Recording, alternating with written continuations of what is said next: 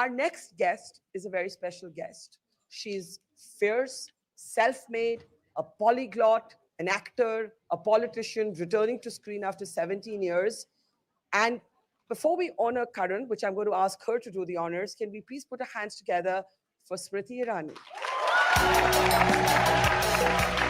Let's show her some love. Let's show her some love.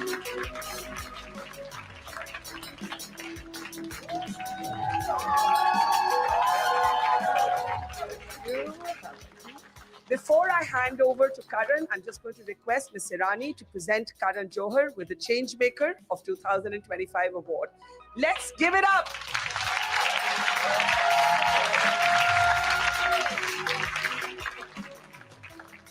Okay, guys, I didn't think that was loud enough, so bigger applause. And now I will hand it over. Now I'm going to go and You're take your taking seat. my seat? Yes. Ma'am, the stage is all yours. Karan, let me take that seat. Yeah, thank you. Well, the tables have turned, and I am so humbled that they have. I have to say, ma'am, I've done this before. And I have to say, this is the first time he has ma'amed me ever. No. You know that's not true. I've always ma'amed you. I don't know why that sounds wrong on various levels, but I've always ma'amed you. You know that. It comes from a place of reverence, respect, and also to tell you that I'm very deeply privileged to have the honor of interviewing you today. I've done it several years ago at the World Economic Forum that was in India, in Bombay, in Delhi, in New Delhi, and now many, many years later. And so much has changed, and yet so much has remained the same. Indeed, I think as Ekta Kapoor has quintessentially said, "Rishton ke bhi roop badalte hain." Yes.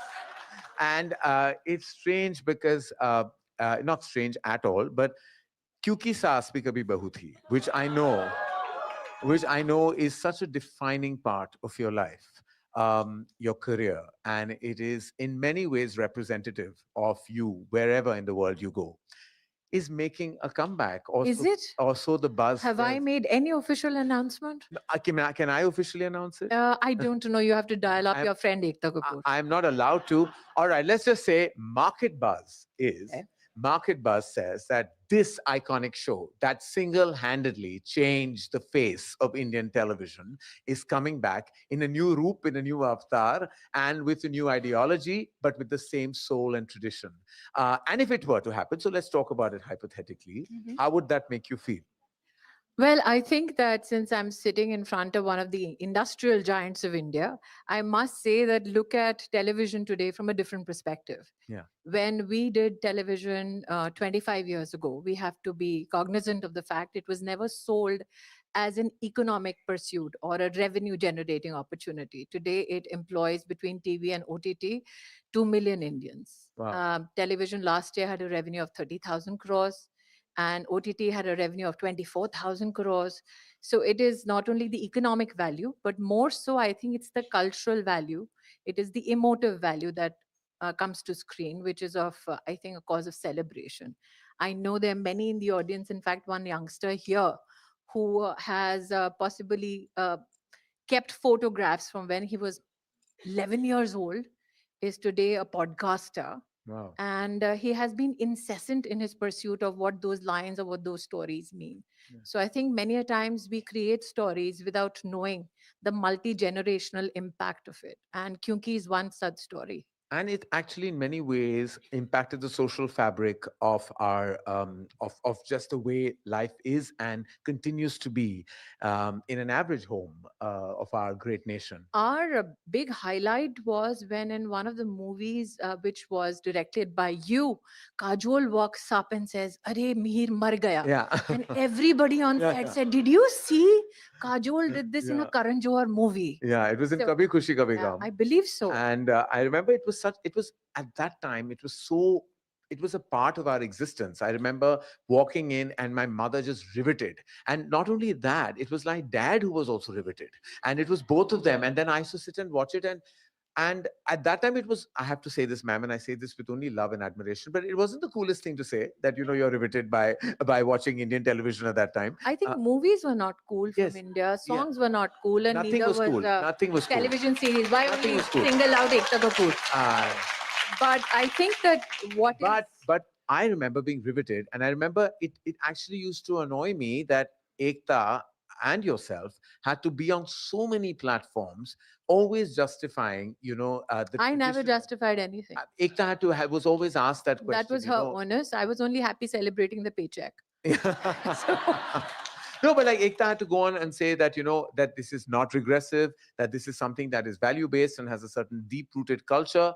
And brings me to my next question. Today, in this hyper woke era, if again, hypothetically, because we're not allowed to officially speak about it, and I'm most excited if this is the truth, I because I love the do shadow believe. boxing. Yes. I do believe that it will again change the face of like streaming and television today. Today, do you think that Kyunki Saas Bhi Kabhi Bahu Thi needs a new syntax, or you think that it needs to remain and retain its inherent tradition?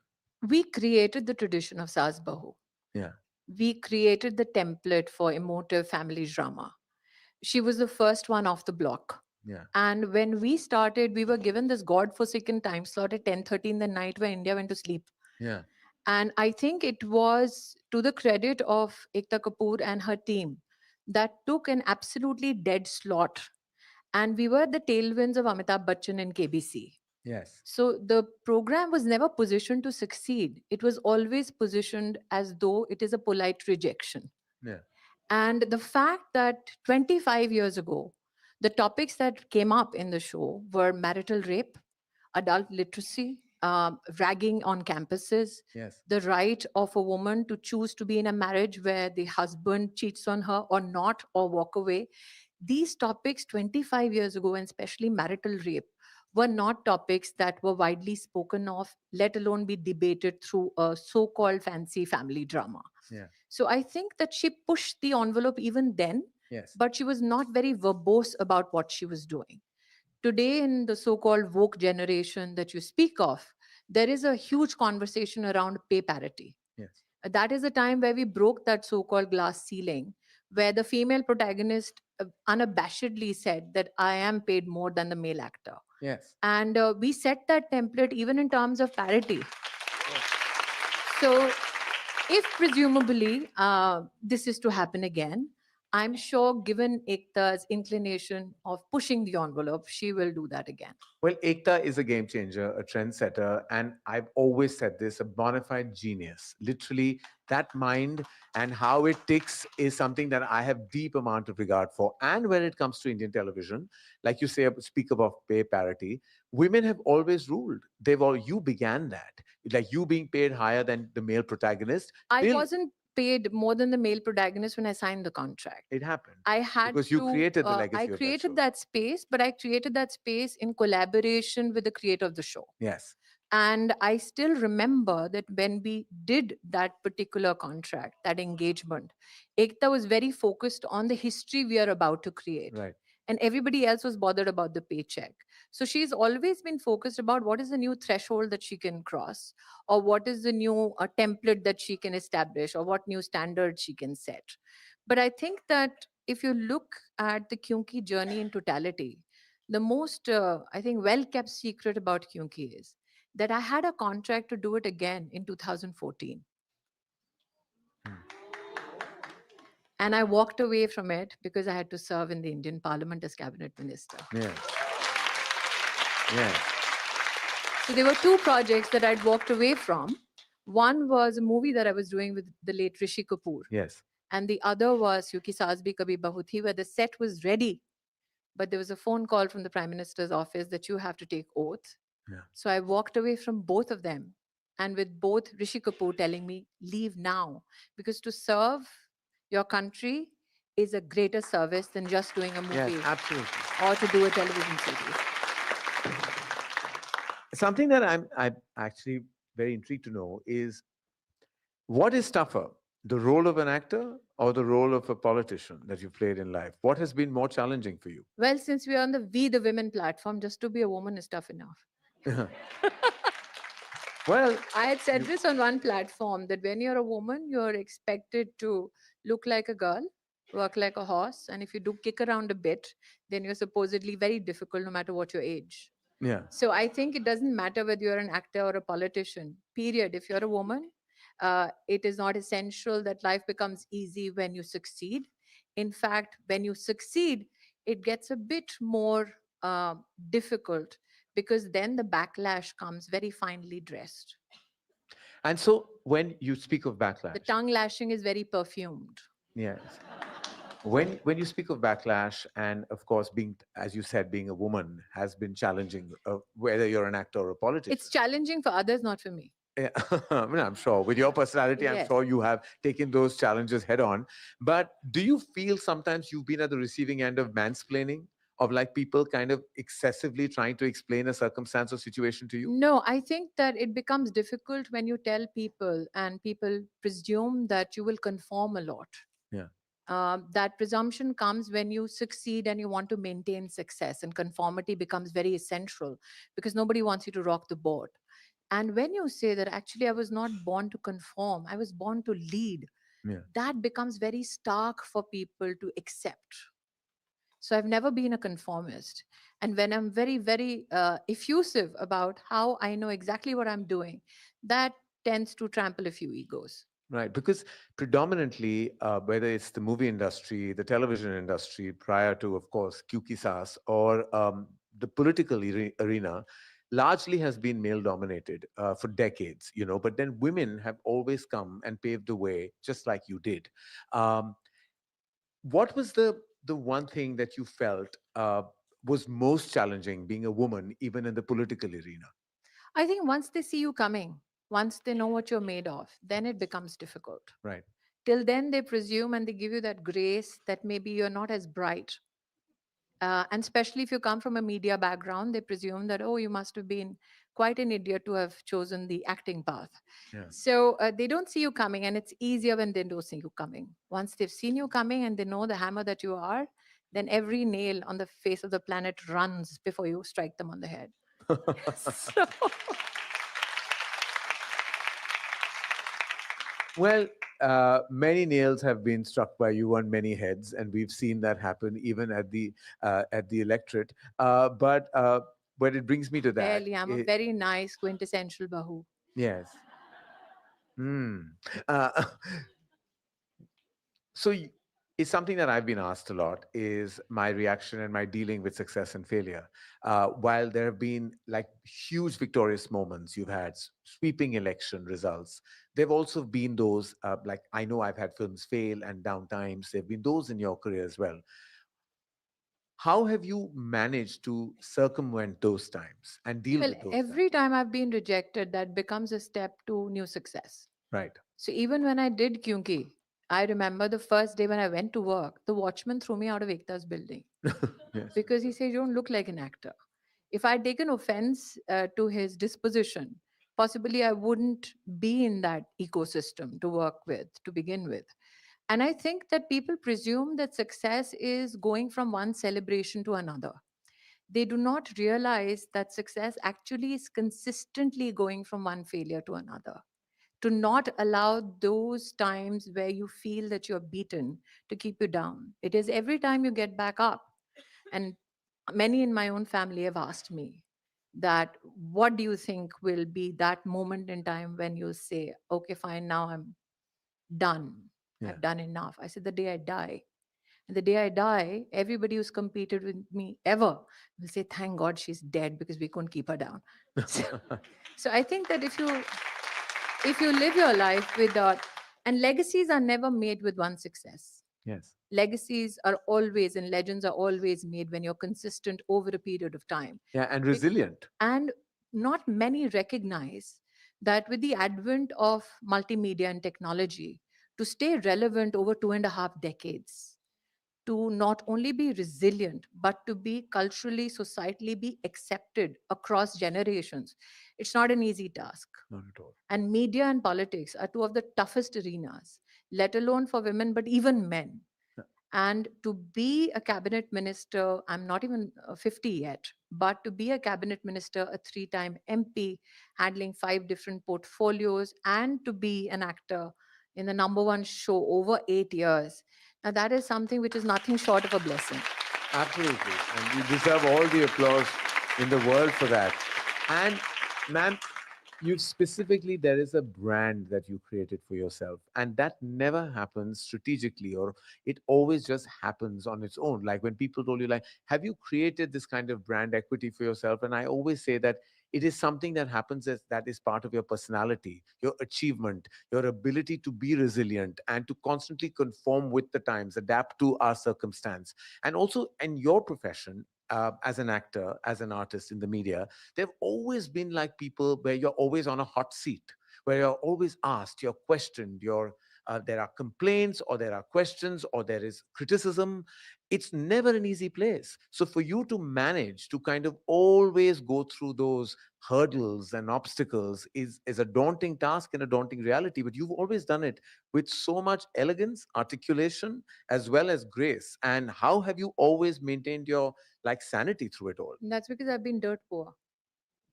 So everything that happens post that is nothing but a plus in life. Yeah. Now, when I began my career, and the lady, and I think Mr. Agarwal knows, Ritu is a part of his entire industrial ecosystem. Ritu was a intern with my father 32 years ago. Wow. The lady who has helped build this ecosystem under the tutelage of Mr. Agarwal. And I was a 17-year-old kid who had just 200 bucks in my pocket.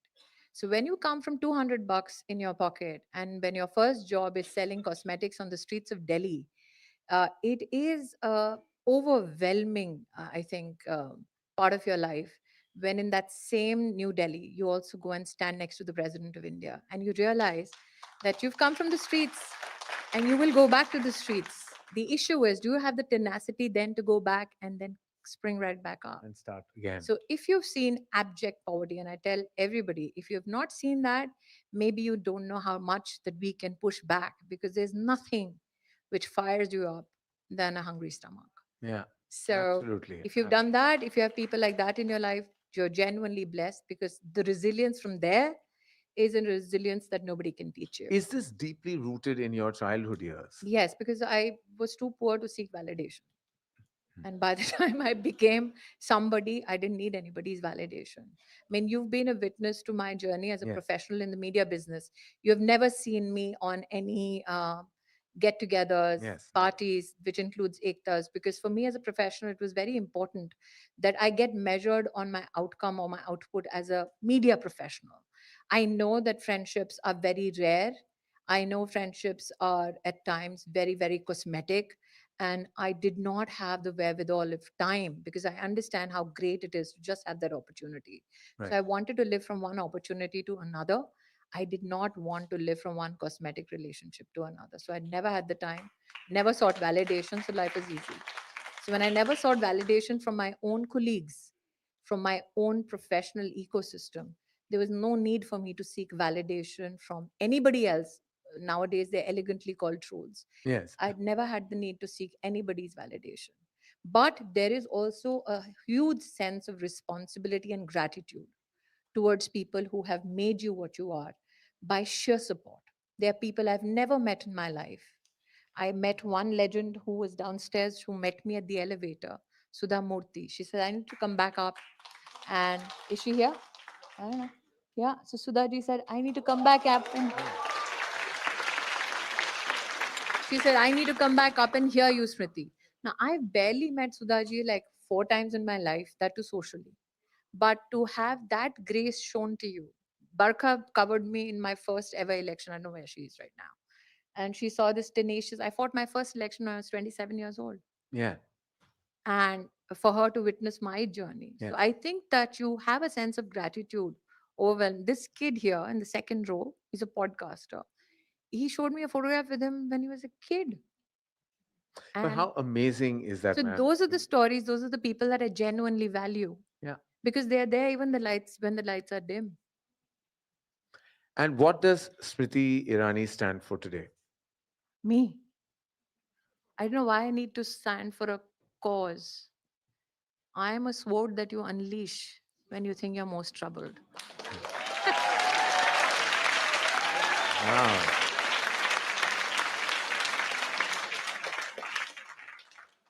I think that there is a literally not, I think there is not a line that, and I know it comes from within, but I think that you are a walking, talking clickbait headline. Like everything that you say is not only inspirational, motivational, but it's so darn clever. Always. And you're so smart and so eloquent. And I've always said there are That's very few exactly what my people. husband tells me. Thank you. Yeah. Well, where he should be very privileged to be your husband, because to have I think somebody to we don't articulate your realize. thoughts and emotions the way I you do, it's an art form. I don't think people realize the people they see as celebrities and public figures have families who help them get where they are at. Yes. Maybe not family, but people who love them, who will support them unabashedly, irrespective of their flaws. So I think that the credit is and the applause is as much theirs, and the failure is only mine. Yeah. That's how we have to look at it. Is there somebody that Smriti Irani idolizes? I know men and women are made of clay.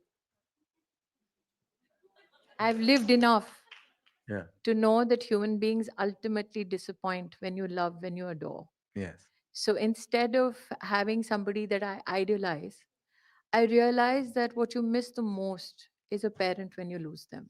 Yeah.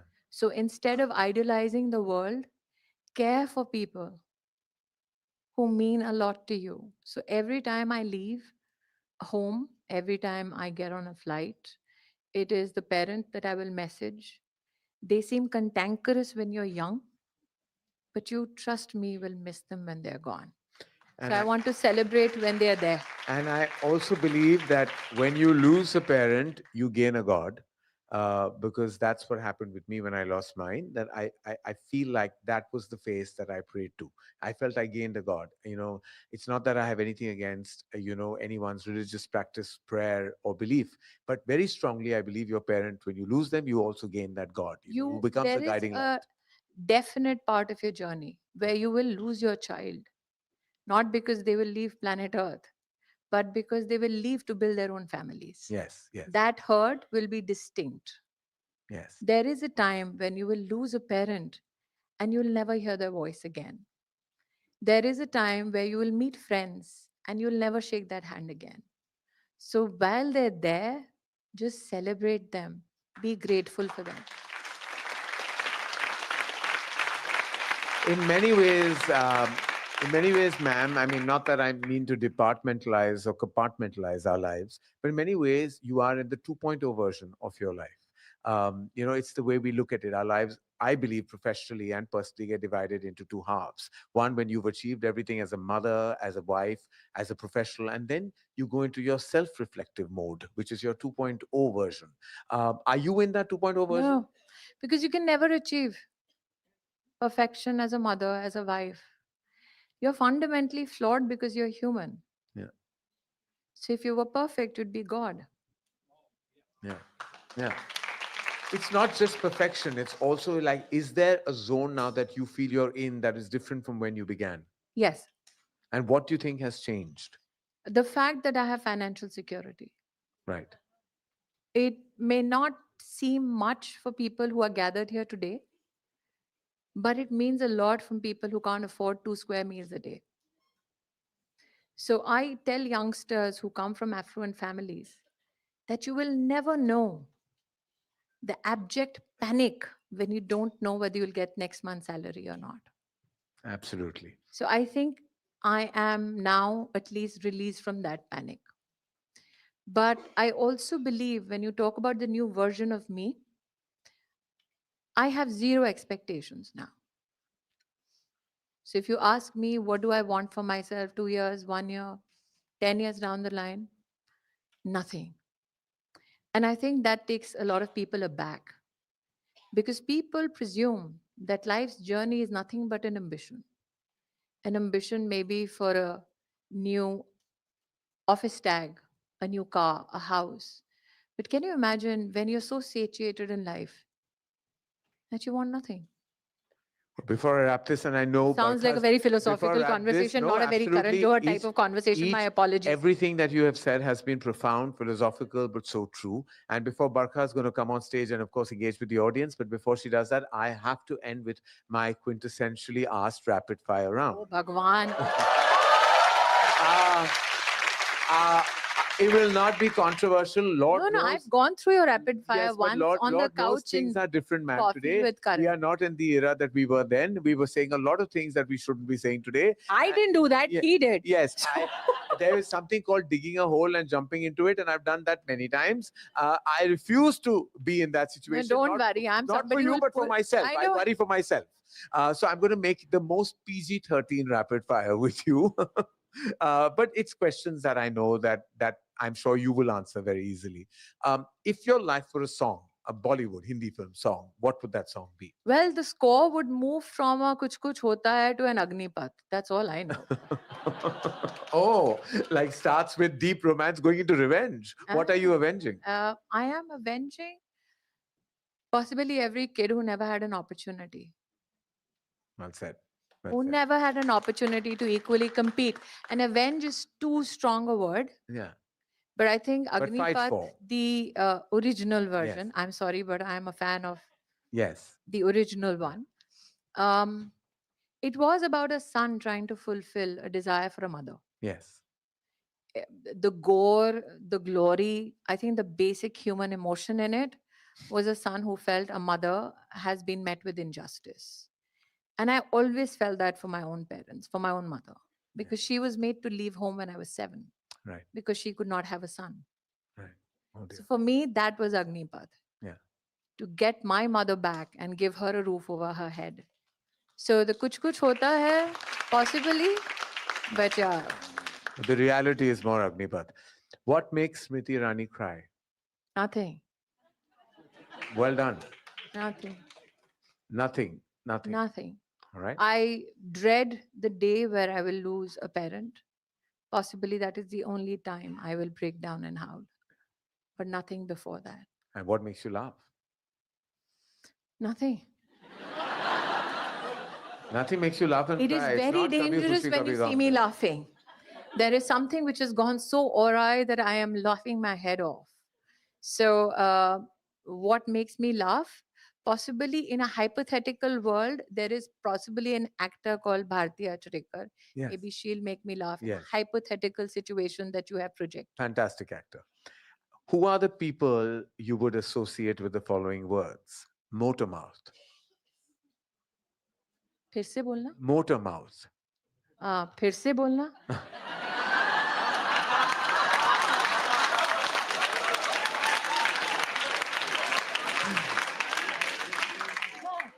Cinematic legend. Yash Chopra Absolutely. Um, The Yash Chopra got you or the motor mouth got you? my next thought got me, Okay. where I was trying to again ask something and I stopped myself. And I was like, this is going online. All right. A person, when I say need of the nation, if it were a person. Well, the nation has the man it needs in the position that he should be serving at. All right. And lastly, if if if there was a person that embodied hope, who would that person be? Many. We are blessed to be a part of a country where there are many stories of change and hope. I have been extremely privileged to work with men and women who are the harbinger of that hope. The first CDS of our country, General Bipin Rawat, I had the privilege of Yes. calling him a senior colleague. Yes. The current NSA, Ajit I had the pleasure of Doval. meeting him before he. Yes, Yeah. Ajit Doval. Yes. He's a legend at work. I've had the pleasure of working with him. So I've worked with men and women in uniform. And I think that those are the legends, many unspoken, many unwritten, but they have the gratitude of the entire nation. We owe them a debt. Ladies and gentlemen, Smriti Irani, absolutely a powerhouse, a force of nature, a substantial woman, has broken every glass ceiling and is now about to break the ratings if what I hear is true. Hypothetically, Hypothetically speaking, we're not allowed to officially say it, but I think I let some cat out of this bag. But I have to thank Barkha for that. Thank you, ma'am. Thank you for always being such a pleasure to be in conversation with. Thank you. Barkha, the stage is all yours. Wasn't that an incredible conversation? It really, really, really was incredible.